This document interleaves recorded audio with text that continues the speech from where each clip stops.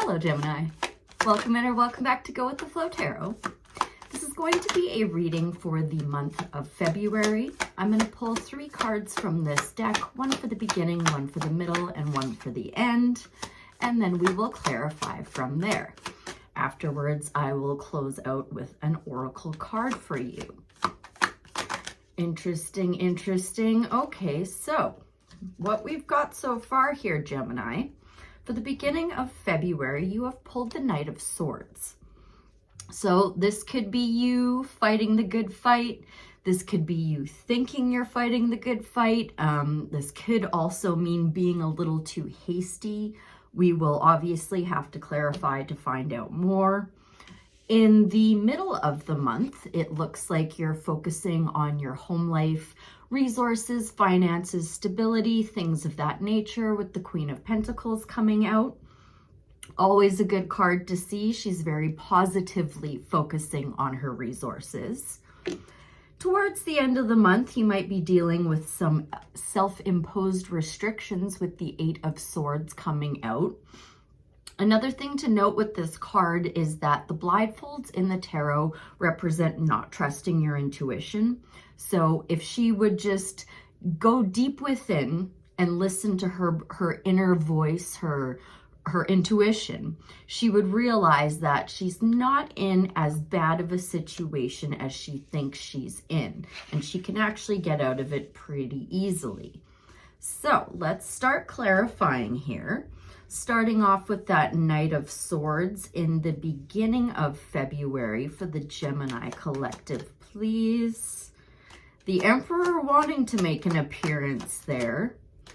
So maybe bringing some law and order to a situation. Yeah, the Emperor did want to come out.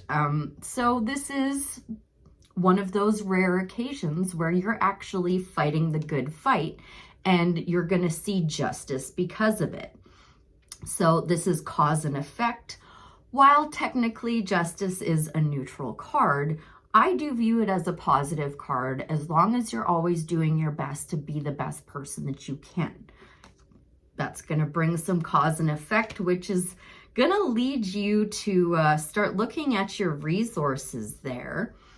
You know what? I'm actually really good on that. That's you fighting the good fight and finding justice and finding balance. And then if you do have any like literal legal issues, or you know what? It doesn't even matter if it's a legal issue. Any kind of issue at all. People, both parties or all parties involved, are going to see a fair and balanced outcome. They're going to see what they deserve. So take that for whatever it's worth and whatever it means to you. I think for you, it's got something to do with your resources, finances, stability, home life, things of that nature. Let's clarify that. Queen of Pentacles. Thank you so much. Ooh, interesting. Okay, so I did see the 5 of Pentacles on the split with Justice, but I just kind of brushed it aside. This time I'm seeing it with Death, which is Scorpio's card. It's all about transformation. What came out is the King of Cups. So while you're focusing on your resources and whatever, somebody who is emotionally mature, somebody who is the master of their emotions, is going to be coming in.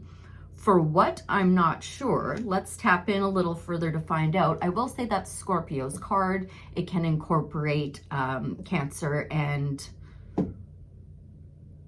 I'm having a brain fart. Scorpio, Cancer, and Pisces, excuse me. Anybody with water heavily in their chart. I don't know why I just gapped on that, but it's all good. Let's keep going here. Queen of Pentacles, King of Cups in the middle of February for the Gemini collective, please. What would you like us to know about this King and this Queen? Those are nice matches. Earth energy and water energy do go together very nicely. Okay, so there's that Death card on the split again, this time with the Knight of Wands. Some kind of transformation is coming in to have you really embodying a lot of feminine energy. What has actually come out is the Queen of Wands. So she is very self-assured, very positively future focused, does not care at all what other people think. Very confident. So not only are you confident and positively looking at your resources, you're positively looking at the future, you're feeling creative, you're feeling inspired. Earth and fire matched with water. That's another good match. And whether you're male or female, I've just assigned queens as my viewers and kings as outside energy coming in. And then knights are dependent on like what the reading is looking like, if it's somebody else or if it's your energy.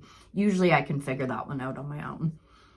Okay, is there anything else we should know about this mishmash of energies of earth, fire, and water? No air, but you're the air, right, Gemini? Anything else about this Queen of Pentacles, King of Cups, Queen of Wands in the middle of February for Gemini spirit? Thank you. Yeah, so Pisces popping up, but no. What's come out is the Fool.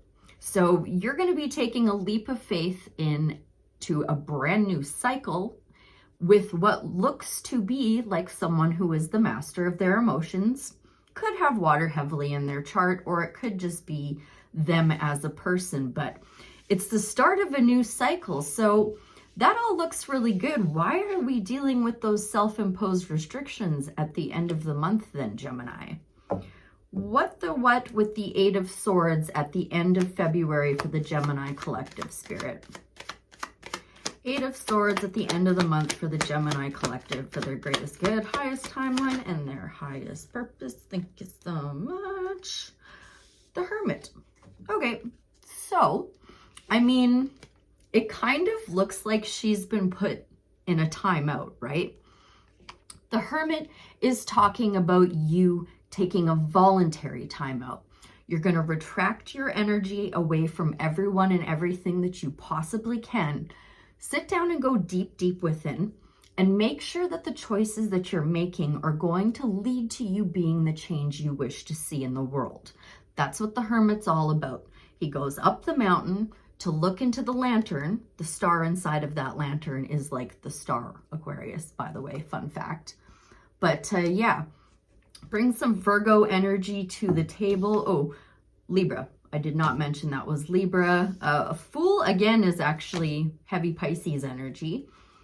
So what about this Hermit and this Eight of Swords spirit? Can you give us some advice on these things at the end of February for Gemini? Okay.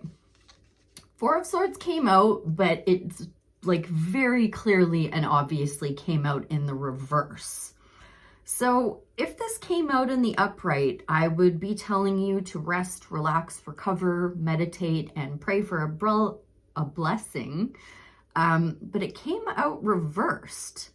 So I think maybe what Spirit's trying to say with this is not to go up that mountain and not to retreat your energy for too long, Gemini. Don't retract your energy and just like stay hidden away with your head in the sand forever. God knows I'm guilty of doing that sometimes. I think the message with this card is to just not spend too long in hermit mode. Do that quick check-in, that quick reflect, and then get back to whatever leap of faith it is you're taking in the middle of the month. Would you like to give any more advice on the Eight of Swords, the Hermit, and the Four of Swords in reverse? Thank you. There's the King of Wands again, and you did pull the Queen of Wands in the middle of the month. I've just been keeping these to myself in case, until they make sense to me, I guess is what I'm trying to say. But with the Lovers, that's your card there, Gemini. But what's come out is the Wheel of Fortune. So you don't need to retract for too long.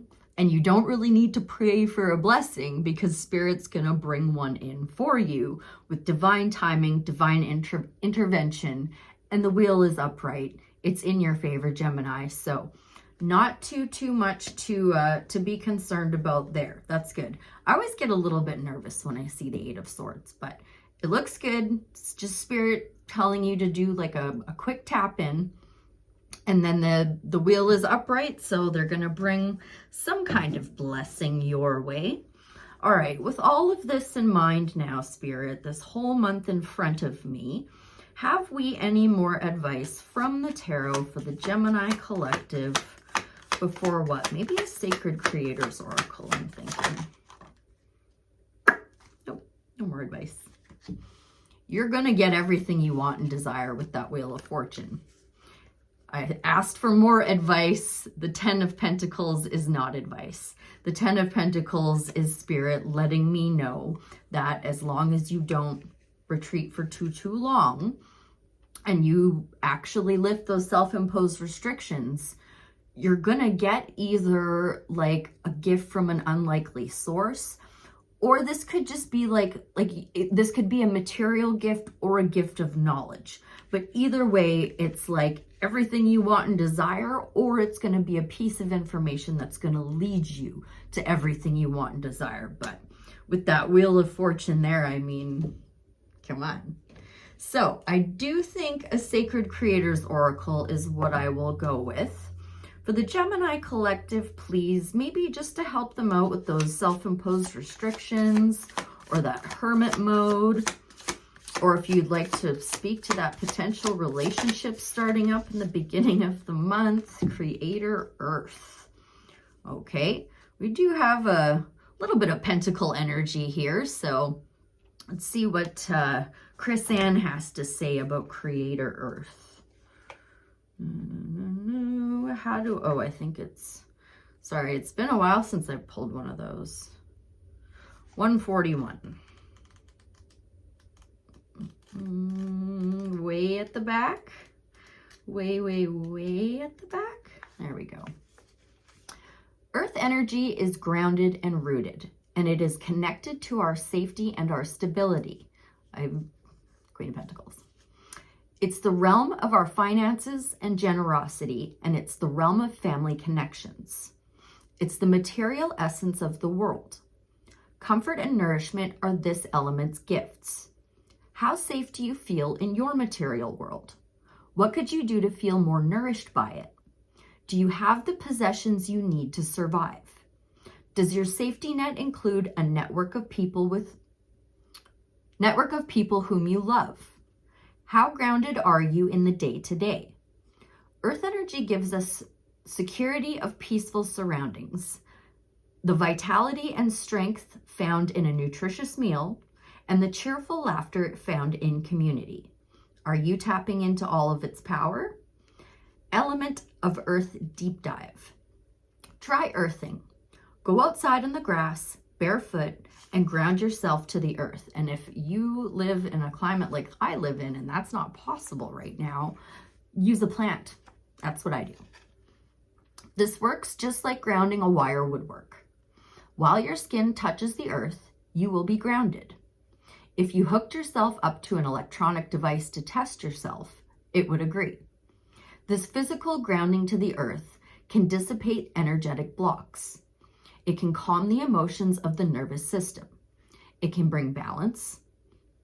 Go earthing and call on the element of earth to bring you a stronger foundation of safety, wealth, nourishment, and happiness. Find yourself in nature. Spend time doing a meditative walk in nature. Forest bathing is a thing. Write in the dirt. Get your hands into the earth.